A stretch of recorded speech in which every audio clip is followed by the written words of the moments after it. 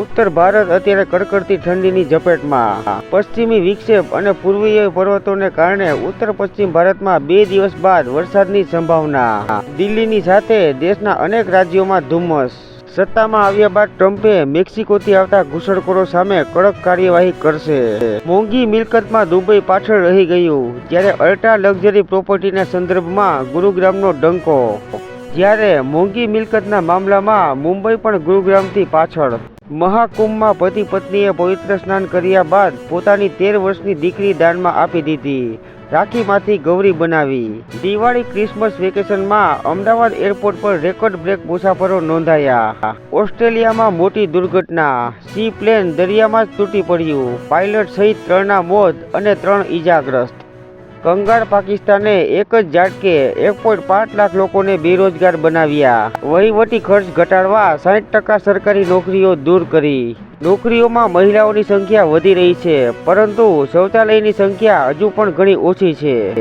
યુનુસ સરકારે શેખ હસીનાનો પાસપોર્ટ રદ કર્યો, જ્યારે ભારતે વિઝા લંબાવ્યા. બાંગ્લાદેશની હકાલપટ્ટી કરાયેલી વડાપ્રધાન શેખ હસીનાને લઈને ભારત અને બાંગ્લાદેશ વચ્ચે તણાવ વધી રહ્યો છે. નવા વર્ષમાં વધુ એક ઝટકો. હવે ટીવી જોવાનું વધુ મોંઘું થઈ શકે છે. ટીવી બ્રોડકાસ્ટ વધતી કન્ટેન્ટ ખર્ચ અને ઓછી જાહેરાતો માટે ચેનલોની કિંમત વધારવા જઈ રહ્યા છે. અમદાવાદની CID ક્રાઇમની ટીમે હિમાચલ પ્રદેશથી દંપતીને ઝડપી લીધા. લાખોનો ચૂનો લગાવ્યો હતો. જન ઔષધિ કેન્દ્રોએ ₹1255 કરોડની દવાઓ વેચી.